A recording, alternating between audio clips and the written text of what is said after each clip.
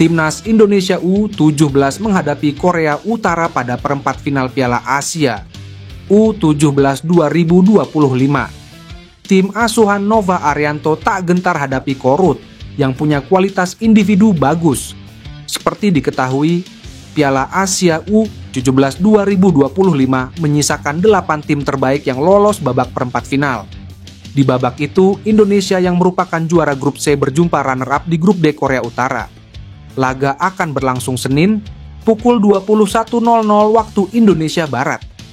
Menilik pola permainan dan kualitas para Korea Utara yang dinilai bagus, Nova berharap timnya bisa mengerahkan seluruh kemampuannya untuk menaklukkan tim berjuluk Cholima Junior tersebut di King Abdullah Sports City Stadium, Jeddah, Arab Saudi.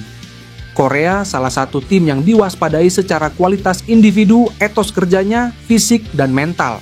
Mereka merupakan salah satu tim unggulan di Piala Asia kali ini, kata Nova. Tapi saya mau pemain saya tidak takut dengan situasi ini dan saya mau lihat para pemain punya mental yang kuat, ujarnya. Nova mengatakan hal tersebut usai melihat bagaimana persaingan di grup D yang sangat ketat, termasuk saat Korea Utara melawan Oman pada 11 April lalu yang berakhir imbang 2-2. Yang pasti grup D dihuni negara-negara yang secara kualitas cukup baik. Di situ ada Oman, Korea Utara, Tajikistan, termasuk Iran. Kita lihat sampai di pertandingan terakhir mereka masih menunggu siapa yang lolos, tuturnya. Sekali lagi, mereka saat ini adalah pemain Piala Dunia. Jadi saya mau mental pemain bisa main maksimal. Dan kita lihat besok di lapangan. Dan semua kita berdoa, semoga dapat hasil terbaik, ucap pelatih berusia 45 tahun itu. Asisten pelatih Timnas Indonesia, Alex Pastor mengenang saat memimpin anak buahnya di SUGBK. Baginya itu adalah salah satu momen paling menakjubkan dalam hidupnya. Alex Pastor adalah salah satu asisten pelatih Timnas Indonesia yang ditunjuk pada Januari 2025 lalu. Dia dan Denny Lanzaat bertugas untuk mengawal pelatih kepala, Patrick Kluivert.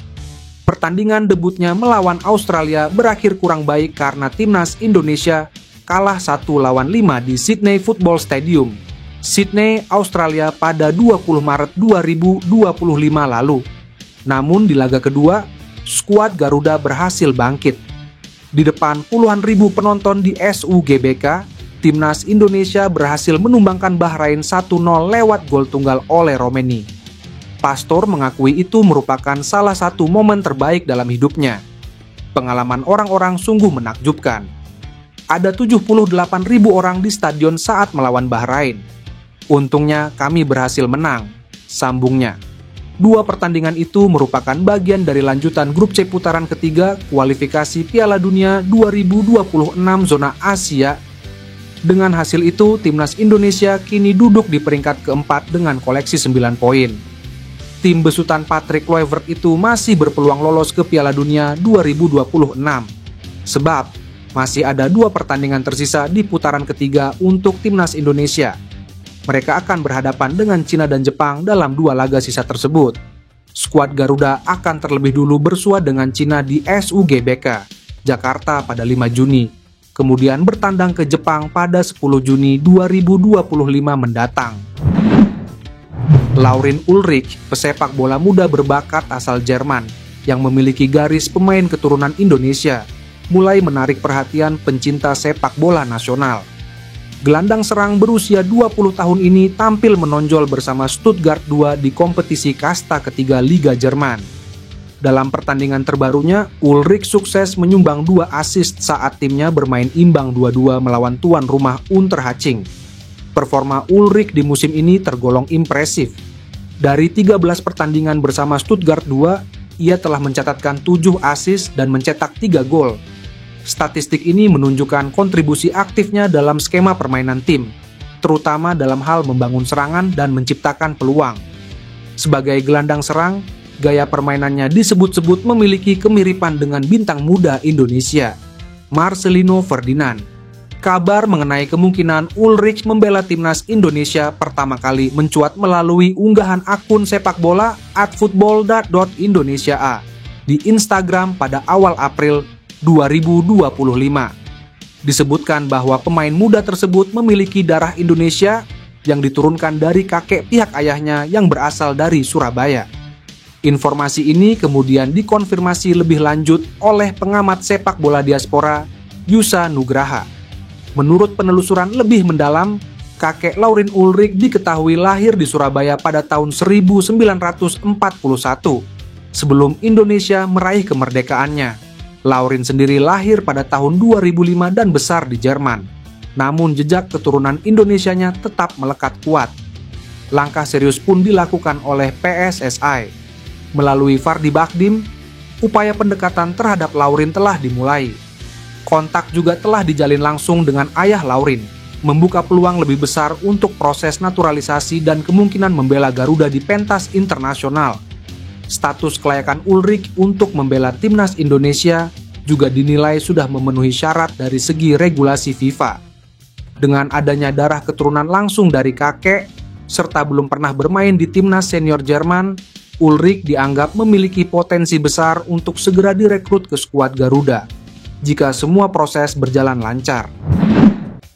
Pelatih timnas Indonesia U23, Gerald Vandenburg, menggelar rapat. Rapat itu diyakini untuk membahas persiapan Garuda Muda pada tahun ini. Rapat itu dihadiri oleh pelatih kiper timnas Indonesia, Sjoerd Woudenberg, manajer timnas Indonesia, Sumarji, pengurus PSSI, sampai Indra Sjafri. Vandenburg akan memimpin timnas Indonesia U23 dalam 2 turnamen pada tahun ini. Keduanya yakni kualifikasi Piala Asia U23 2026 dan Asia Games 2025. Timnas Indonesia U23 bakal mengarungi kualifikasi Piala Asia U23 2026 pada September 2025. Ini akan menjadi debut Vandenburg menukangi Garuda Muda. Peracik strategi berkebangsaan Belanda itu kemudian bakal mengarsiteki timnas Indonesia U33 di SEA Games 2025 pada Desember 2025 di Thailand. Garuda Muda merupakan juara bertahan SEA Games. Timnas Indonesia U23 mendulang medali emas pada 2023 di Kamboja saat dilatih Indra Sjafri. Vandenburg telah menerima data dan 60 video pemain U23 untuk timnas Indonesia U23, terutama di SEA Games 2025. Ia mendapatkannya dari PT Liga Indonesia Baru. PSSI setiap saat selalu meminta data. Bahkan sekarang PSSI telah meminta kepada kami untuk pemain U23. Kami sudah serahkan sekitar 60 pemain baik data dan video kepada PSSI melalui pelatih timnas Indonesia U23, ungkap Komisaris Utama LAB, Zainuddin Amali.